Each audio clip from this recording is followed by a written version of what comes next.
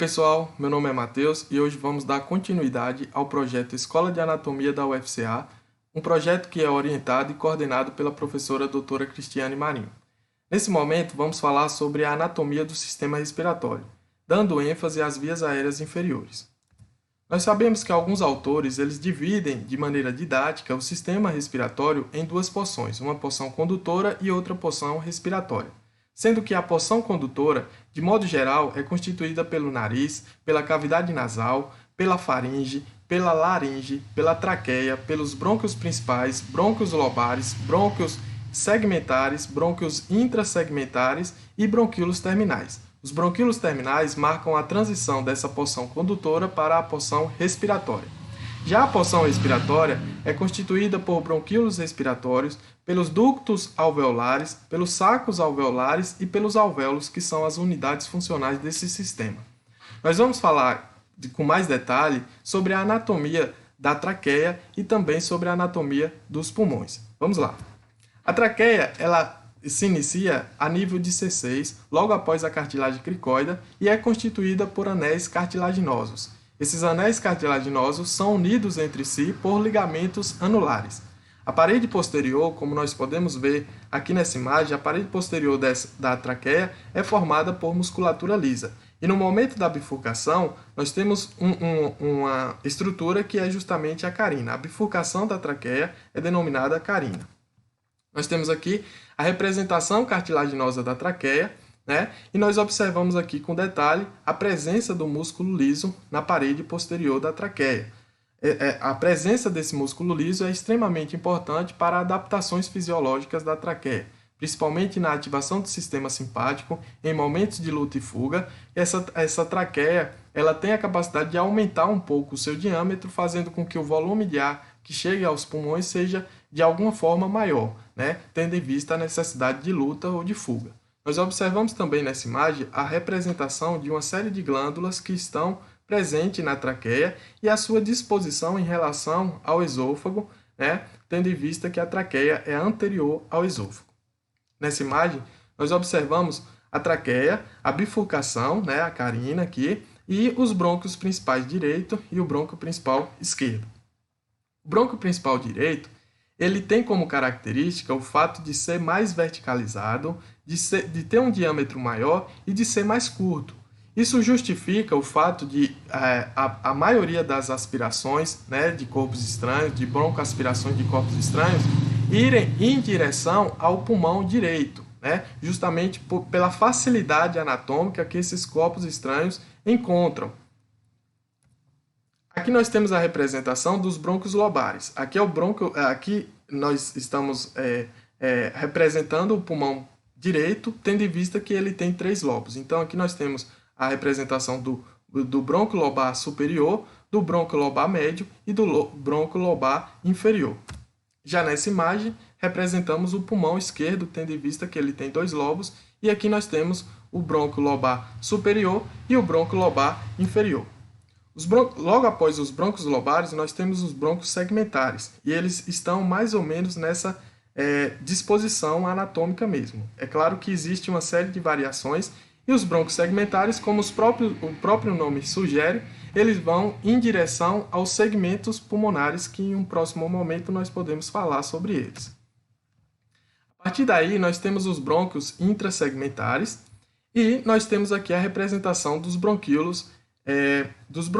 Esses bronquíolos têm como característica o fato de não terem cartilagem, e aqui nós não conseguimos diferenciar os bronquíolos terminais dos bronquíolos respiratórios.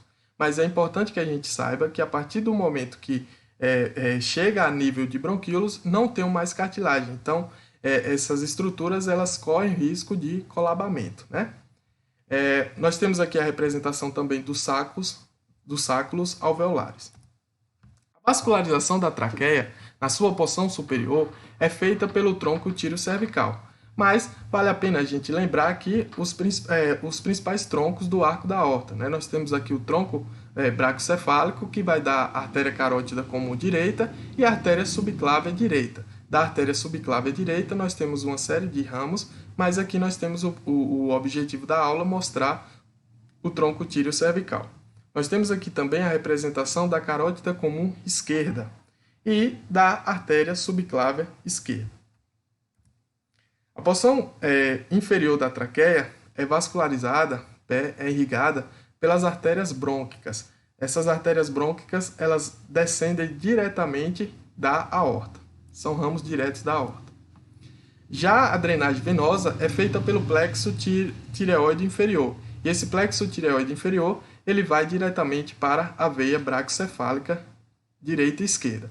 As veias braquicefálicas, elas são formadas pelas veias jugulares internas e pela jugular pela subclávia. Então, a subclávia, juntamente com a jugular interna, formam a veia braquicefálica. Braquicefálica esquerda com braquicefálica direita formam a veia cava superior. Nós temos aqui que na porção inferior, a drenagem venosa da traqueia é feita pelo sistema ásigo. E aqui nós vamos ter veias brônquicas, veia brônquica direita, que vai diretamente para a veia ásigo, e veia brônquica esquerda, que vai para a veia hemiásiga.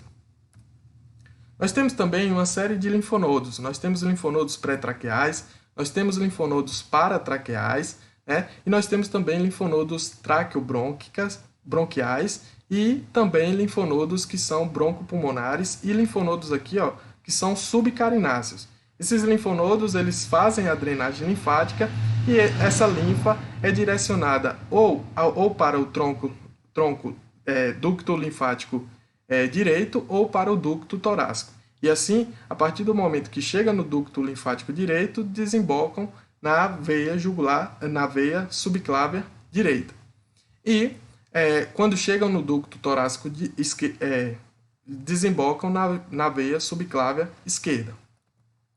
Nós temos a inervação mediada por ramos simpáticos e por ramos parasimpáticos. Os ramos simpáticos, eles têm origem em T2 e T4, né, e formam o tronco simpático. Já a inervação parasimpática é mediada pelo nervo vago e pelos seus principais ramos, né? Nós temos aqui a representação do nervo laringeu recorrente e também dos plexos pulmonares anterior e posterior. Já os pulmões, nós temos aqui a representação do pulmão direito, que é dividida em 3 lobos. Nós temos o lobo superior, o lobo médio e o lobo inferior, que por sua vez são divididos, né, por fissuras, a fissura horizontal e a fissura oblíqua. Aqui é a representação delas. Nós temos aqui a representação também da entrada, né, do hilo pulmonar e o momento de entrada dos brônquios, né, dos brônquios pulmonares direitos, né, e nós temos aqui também as artérias pulmonares e veias pulmonares direitas. Esses três, essa tríade, ela segue primeiramente o caminho dos lobos e posteriormente o caminho dos segmentos pulmonares. Nós temos aqui a representação do pulmão esquerdo, né, o lobo superior e o lobo inferior. Eles são divididos pela fissura oblíqua, por uma outra fissura oblíqua, sendo que o lobo superior ele tem aqui na sua porção final a presença de uma estrutura que é a língula. A língula, por algum tempo, ela foi considerada um lobo médio, mas hoje nós sabemos que ela faz apenas parte do lobo superior. Nós temos aqui a representação aqui também das artérias e veias pulmonares esquerdas, juntamente com o brônquio principal esquerdo, né? Lembrando que eles estão dispostos primeiramente seguindo a lógica lobar e posteriormente seguindo a lógica segmentar. Essas foram as referências que nós utilizamos e eu espero que vocês tenham gostado da aula e até a próxima.